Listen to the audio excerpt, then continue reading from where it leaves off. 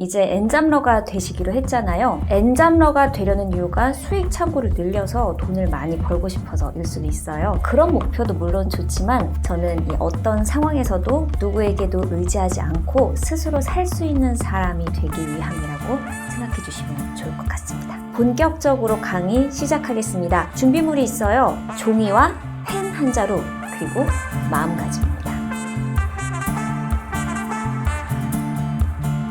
첫 번째, 나만의 임계점을 만드셔야 돼요. 그리고 이를 넘어선다는 확신을 꼭 가지세요. 우선 나의 정량적인 목표치를 설정하세요. 이 강의를 들으시는 분들은 스마트 스토어 같은 물건 판매가 아니라 각자가 가진 재능으로 만든 콘텐츠로 수익을 내려는 분들이시잖아요. 그러면 우리는 채널을 만들게 됩니다. 그게 하나가 될 수도 있고 여러 채널이 될 수도 있는데 그 채널에 목표치를 세워보세요. 예를 들어 나는 블로그를 할 건데 6개월 내에 일평균 방문자 3,000명, 유튜브 구독자 5,000명, 브런치는 구독자가 늘리기가 좀 더 까다롭습니다. 그래도 1,000명까지는 만들어보자 이런 목표를 세우시는 거예요. 그런데 여기서 잠깐, 채널을 왜 만들어야 될까요? 물건도 팔려면 사람들이 물건을 사러 올 곳이 있어야 되잖아요. 우리는 우리가 가진 재능을 콘텐츠로 만들어서 그걸 팔려는 사람들입니다. 사람들이 나의 콘텐츠가 진열된 곳에 와줘야겠죠. 그리고 새로운 사람들도 꾸준히 유입돼야 하지만 한 번 온 사람들이 다시 오고 다음에 올 때는 친구나 누군가를 데려올 수 있는 그런 콘텐츠 맛집이 돼야 해요. 이게 무슨 말이냐면 결국은 사람을 모아야 된다는 겁니다. 내가 만든 콘텐츠를 좋아해줄 사람, 자신의 시간을 내서 나의 콘텐츠를 소비해줄 사람을 모으기 위한 장소가 바로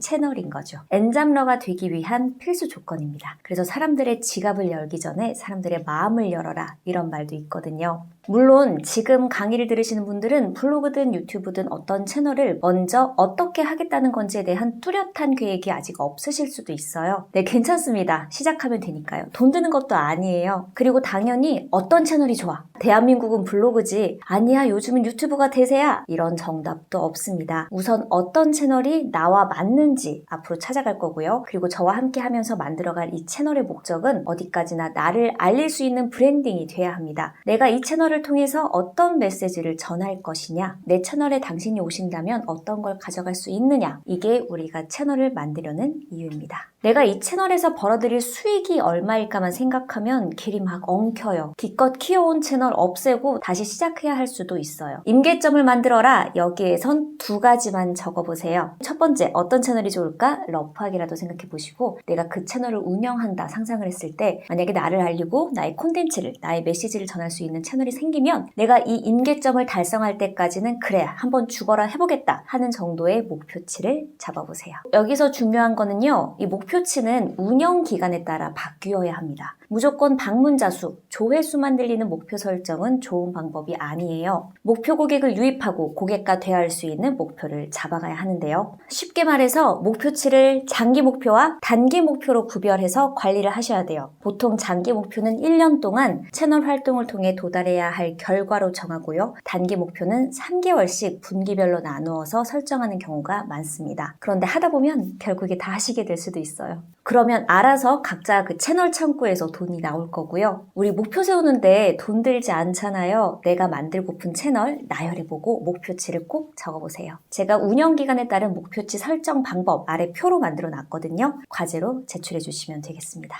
두 번째부터 다섯 번째까지는 엔잡에 몰두할 수 있는 나만의 환경을 만드는 거예요. 시스템을 세팅하는 겁니다. 이 환경에는 4가지가 있는데요. 시간, 장소, 끈기, 그리고 사람. 내 주변 인물들입니다. 하나씩 말씀드릴게요. 우선 시간은 하루 평균 2시간, 최소 2시간을 확보하세요. 퇴근 뒤든 혹은 출근 전이든 그건 상관없습니다. 3시간이면 제일 좋고요. 하루 2시간은 최소 마련해야 됩니다. 하지만 아이가 있는 분들은 하루 3시간씩 내기는 좀 힘들 수도 있어요. 아니면 배우자분에게 그 아까 말씀드렸던 나만의 첫 번째 임계점에 갈 때까지는 아이를 좀 봐달라고 부탁을 할 수도 있겠죠. 그리고 주말엔 최소 4-5시간은 투자해야 합니다. 평일에 2시간밖에 못 내면요. 주말엔 6-7시간은 내야 돼요. 6-7시간은요. 토요일, 일요일 따로입니다. 토요일 6시간, 일요일 6시간 이렇게요. 주말에는 업무하듯이 해야 되는 겁니다. 미리 좀 해두고 평일에 푸는 것도 방법이거든요. 저는 워킹맘이에요. 그래서 퇴근 뒤에 뭔가 하기는 지치기도 하고 또 종일 엄마를 기다려온 아이와 놀아주기도 해야 되기 때문에 새벽 4시 반에 일어나서 출근하기 전 2시간에서 2시간 30분쯤 콘텐츠 제작 제작에 신경을 씁니다. 그래서 일찍 자요. 10시? 늦어도 10시 반에는 자고요. 잠을 줄이면 오래 갈 수는 없어요. 지치거든요. 여러분들의 타임 스케줄을 보고 최소 평일 2시간, 주말 5시간에서 최대 8시간은 꼭 각각 확보하도록 하세요. 첫 번째 임계점을 달성할 때까지. 네, 그 다음 장소입니다. 내가 집중할 수 있는 장소가 필요합니다. 저는 콘텐츠에 집중하기 위해서 집에서는 작업실을 따로 마련하고 이 작업실을 또 3번이나 바꿨어요. 나만의 공간을 마련해서 집중할 수도 있고 또 곧바로 촬영할 수 있는 그런 방을 만들었고요. 그 방에 들어갈 땐 휴대폰도 안 들고 갈 거다 하는 마음가짐으로 들어갑니다. 또 방도 방이지만 우리는 직장인이잖아요. 이동 시간을 아껴야 됩니다. 특히 콘텐츠 제작 동력을 불살라야 하는 초기에는 동선을 최대로 줄이는 게 중요해요. 시간도 아끼지만 에너지도 아껴야 되거든요. 우리 살을 빼고 몸을 만들고 싶으면 가장 먼저 헬스장을 끊죠. 그런데 그 헬스장이 멀면 잘 못 가요. 날씨에 따라 또 운동을 할 수 없는 각종 변명과 핑계가 무궁무진하게 생기거든요. 어쩔 수 없어요. 왜냐면 운동하는 게 사실 힘들거든요. 운동하는 거 생각만 해도 힘든데 헬스장까지 가는 길이 멀면 오다 가다 지쳐버립니다. 시간을 도로에서 버리기도 하고요. 그래서 몸을 만들거나 살을 빼려면 집이나 직장에서 가까운 곳을 다니는 게 운동을 꾸준히 할 수 있는 비결이거든요. 제가 이 말씀을 왜 드리냐면 최대한 이동 시간을 줄여서 업무의 시간에 콘텐츠 제작할 수 있는 그 시간과 장소를 확보해야 한다는 겁니다. 여러분의 직장에 가까우면 다행인데 먼 분들도 있을 거예요. 아직 결혼하지 않은 분이라면 직장 가까이에 작은 원룸이라도 빌리는 것을 추천드리고요. 이건 또 돈이 드니까요. 아니면 직장 근처에 카페나 스터디룸 같은 데서 2시간 동안 콘텐츠를 만들고 퇴근한다고 생각을 하세요. 가장 추천드리고 싶은 방법은 출근을 아예 2-3시간 일찍 하시는 거예요. 9시까지 출근이면 6시까지 출근하세요. 아무도 없는 회의실 같은 데서 혼자 들어가서 업무 시간이 될 때까지 나만의 콘텐츠를 만드세요. 그러면 러시아워를 피해서 출근할 수 있어서 몸도 덜 피곤할 거고요. 지각할 일은 당연히 없고 회사에서도 항상 벌써 왔어? 이렇게 되면서 이미지도 좋아질 겁니다. 우리에게 이제는 시간은 돈입니다.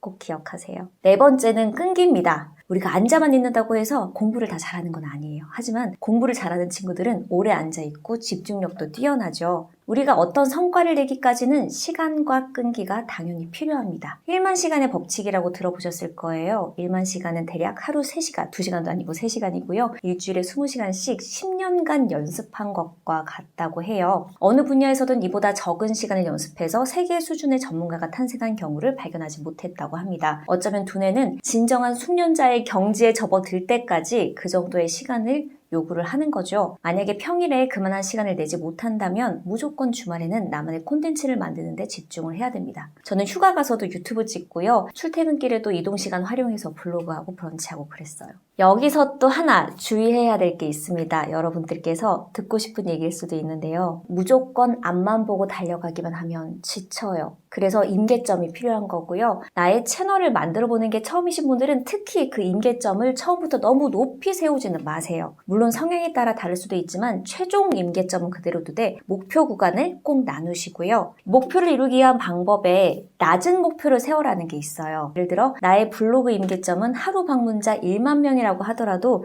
처음 한 달은 방문자 일평균 100명을 유지해보자. 그 다음 한 달은 딱 한 번이라도 평균이 아니라 딱 한 번만 1000명 찍어보자. 이렇게 단계별로 좀 낮은 목표를 세워주시는 거예요. 그러면 그 목표를 달성했을 때 와, 하니까 되네? 해냈다. 같은 이런 성취감을 느낄 수 있거든요. 남들이 볼 때는 애게 저것 가지고 그래 이럴 수도 있어요. 하지만 절대 아니거든요. 일단 우리가 전부 다 0명에서 시작했잖아요. 그런데 100명이 어느 날 우리 가게에 와준 거예요. 손님 한 명도 없었는데. 정말 이거 대단한 거거든요. 하루에 100명이 우리 가게에 와준다는 거요. 이러다 보면 100명을 목표치로 세웠을 때 100명이 와주면요. 여러분이 재미가 있어서 200명, 300명 올 때까지 막 콘텐츠 만들고 싶어서 좀이 쑤실 거예요. 주말에 잠자는 시간 빼고 블로그만 쓰거나 유튜브 촬영만 하고 계실지도 몰라요. 이렇게 작은 성취는 그 다음 단계의 목표로 갈 수 있도록 큰 동력이 됩니다. 물론 또 이렇게 임계점을 달성할 때마다 한 번씩 나를 돌아보면서 내 채널이 내가 계획한 대로 가고 있나 또 한 템포 쉬어가는 휴식기를 가져도 좋고요.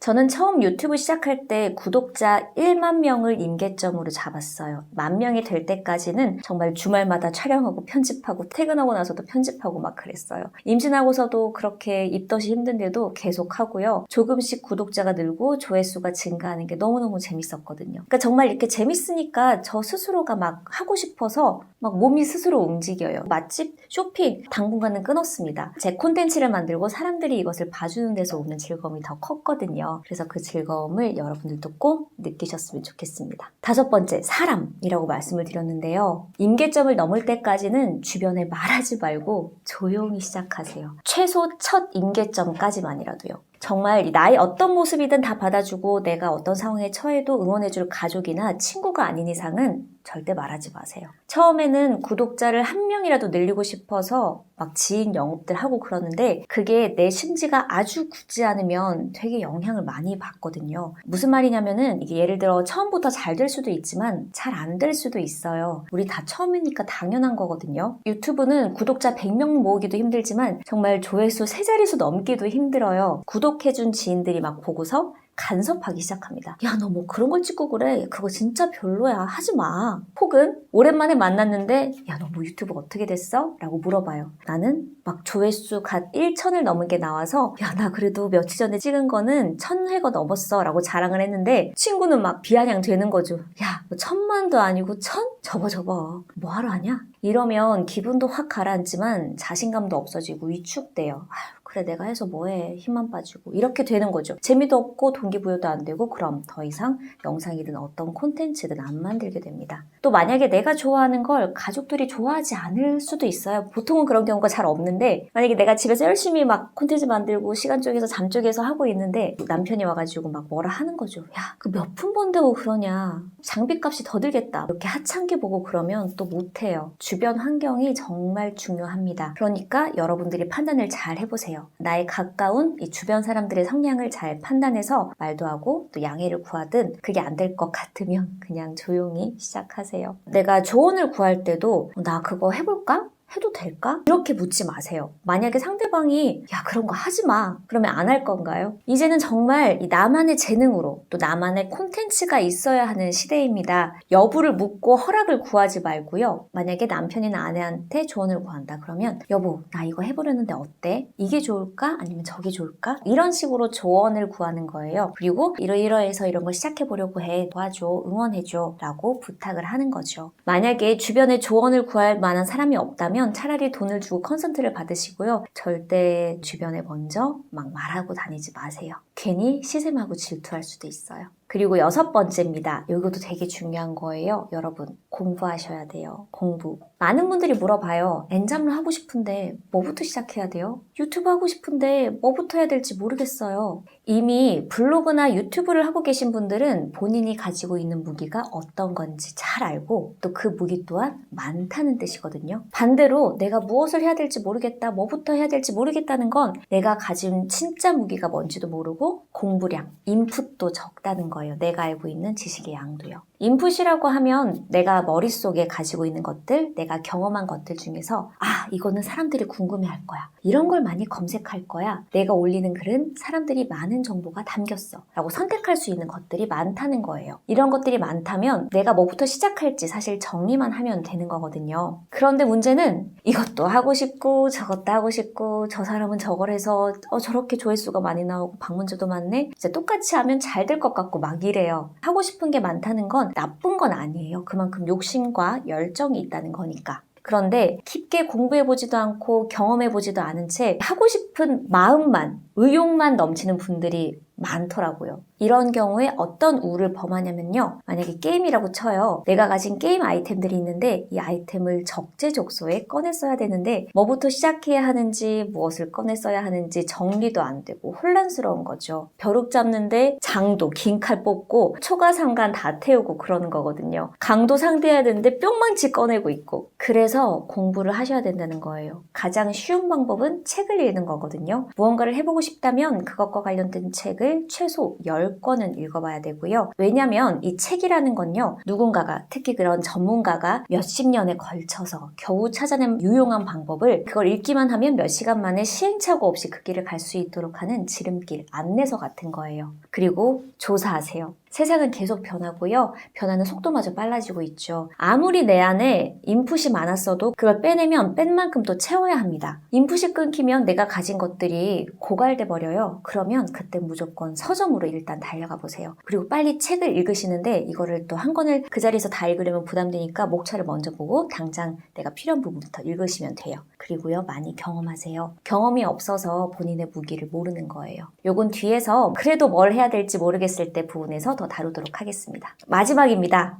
회사 때문에 시간이 없는 게 아니라 회사 덕분에 도전할 수 있다고 생각하세요. 회사는 엔잡러를 꿈꾸는 여러분들의 아주 든든한 백입니다. 회사라는 든든한 백을 가지고 있을 때 하고 싶은 거를 다 도전해 보는 거예요. 회사를 다니면서 다른 거를 하는 게 조금 피곤하고 힘들기는 해요. 하지만 가장 좋은 거는요, 내가 하려는 부업, 엔잡이 나와 진짜 맞는 것인지, 내가 하려는 콘텐츠가 정말 나와 맞는 것인지, 내가 정말 내 생각대로 잘해나갈 수 있는지 확인할 시간과 여력이 충분하다는 거예요. 회사 안이 전쟁터면 회사 밖은 지옥이라는 말 들어보셨을 거예요. 무턱대고 나 엔잡해서 성공할 거야 이런 식으로 해서 간뒀다간 정말 생계의 위협을 받는 순간이 와요. 스트레스를 받으니까 일이 재밌지도 않아요. 부업으로 할 땐 재밌었는데. 그러면 사람이 정말 불안하고 피폐해집니다. 내가 정말 좋아해서 시작한 일이 막상 시장에서 안 통할 수도 있고요. 이렇게 코로나가 갑자기 터질 수도 있고요. 소비자들이 외면할 수도 있어요. 그래서 회사 다니면서 안정적으로 한번 시도를 해보시는 거예요. 내가 잘하는 것, 좋아하는 것이 시장에도 먹히는지